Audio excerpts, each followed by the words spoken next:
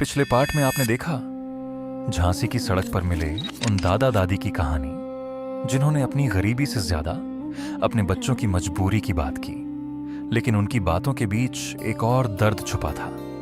दादाजी के हाथ, जिनकी उंगलियां पूरी तरह मुड़ चुकी थीं। आखिर उनके साथ ऐसा क्या हुआ था जिसने उनसे मेहनत करने की ताकत भी छीन ली? आइए जानते हैं। ये आपके हाथ में क्या हुआ? जल गए थे हम भाई। जल गए थे? तो ऐसे टेढ़े हो गए यार? नहीं, जल गए थे। जल गए थे? उनको आग लग गई। अच्छा। दादाजी ने बताया कि यह हादसा कई साल पहले हुआ था। एक दिन अचानक घर में दादी जी के कपड़ों में आग लग गई। बिना एक पल भी सोचे दादाजी उन्हें बचाने के लिए सीधे आग में कूद पड़े। दादी जी की जान तो बच गई, लेकिन इस कोशिश में दादाजी के दोनों हाथ बुरी तरह जल गए। इलाज के बाद भी उनकी उंगलियां पहले जैसी नहीं हो सकी। आज भी उनकी उंगलियां हमेशा के लिए मुड़ी हुई हैं और वे ठीक से कोई काम नहीं कर पाते। लेकिन जब भी इस हादसे की बात करते हैं, उनके चेहरे पर अफसोस नहीं, बल्कि इस बात की खुशी होती है कि उस दिन उनकी जीवन साथी सुरक्षित बच गई। तो आप बताइए फिर मैं आपके लिए क्या करूं अच्छा सा? आप मुझे बताइए कि आपको सामान क्या क्या चाहिए जो आपकी दुकान में चलता हो। हाँ, वो ही हम रखते वो नहीं रखते। जैसे कि ये राजश्री हो गई, मेन यार ये खाना अच्छी बात तो नहीं है, लेकिन फिर भी आदमी आपसे नहीं लेगा तो कहीं और से लेगा। वो दारू वारू सब चल रही, क्या क्या करोगे आप?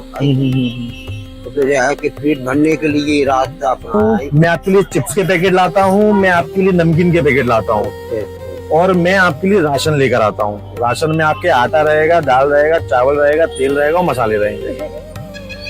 बताइए कहाँ पे मिलेगा ये सामान, ये बताओ आप मुझे। इस दुकानों में मिल जाता है फिर। यहाँ पर है दुकान? हाँ।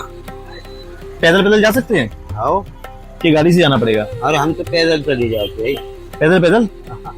चलो तो मैं लेके आता हूँ आपके लिए, या फिर आप भी चलो। आओ। अम्मा बैठी रहेंगे अकेले? हाँ। अम्मा बैठी रहेंगे अकेले? एक दिन यार रुकना, अम्मा को देखना है ना। आ जाओ। इसके बाद मैं दादाजी को साथ लेकर बाजार की तरफ निकल पड़ा। रास्ते में दादाजी ने कहा, बेटा हम तो यहीं से अपना सारा सामान लेते हैं। फिर हम उसी छोटी सी दुकान पर रुक गए। दादाजी जिस चीज की तरफ इशारा करते गए, मैं एक एक करके वह सब लेता गया। लेकिन मुझे लगा कि सिर्फ आज का सामान दिला देना ही काफी नहीं होगा, इसलिए मैंने उनके लिए पूरे 1 महीने का राशन भी खरीद लिया। आटा, चावल, दाल, तेल, चीनी, नमक, मसाले और घर में काम आने वाला बाकी जरूरी सामान बढ़ता गया और दादाजी के चेहरे की मुस्कान भी, उनकी आंखों में खुशी और सुकून साफ दिखाई दे रहा था। उस पल मुझे एहसास हुआ कि किसी की मदद की असली खुशी उसके चेहरे पर लौट आई।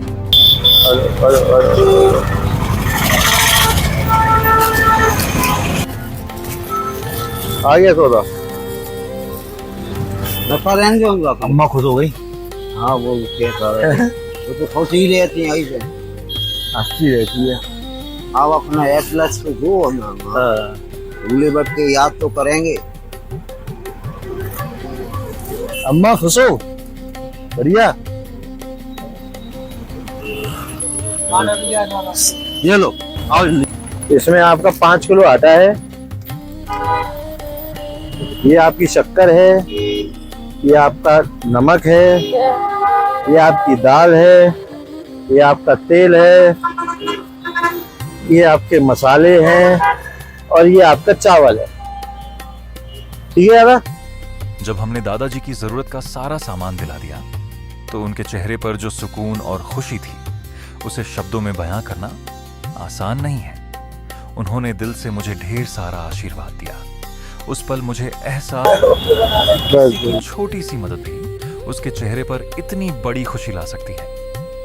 जैसा कि दादा ने बताया कि जो अम्मा है, अम्मा दिमाग से थोड़ा सा संतुलन उनका बिगड़ा हुआ है, तो अम्मा को वो घर पे नहीं छोड़ सकते हैं। तो वो बेचारे अम्मा को रोज ठेले पे बिठा के लेकर आते थे और लेकर वापस जाते हैं, और दिन भर में 50, 100, 150 रुपए कमा लेते थे। और उनकी दुकान पे कुछ सामान, मतलब इतना था ही नहीं कि वो ज्यादा कमा पाए।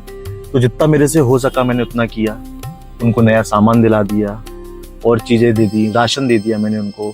और 15-20 दिन में मैं यहाँ से निकलता रहता हूँ, तो मैं एक बार उनको देखता रहा करूँगा और आप लोगों को अपडेट देता रहा करूँगा। और अगर आप लोगों को वीडियो अच्छा लगे तो कृपया करके सब्सक्राइब करें, लाइक करें और कमेंट करें।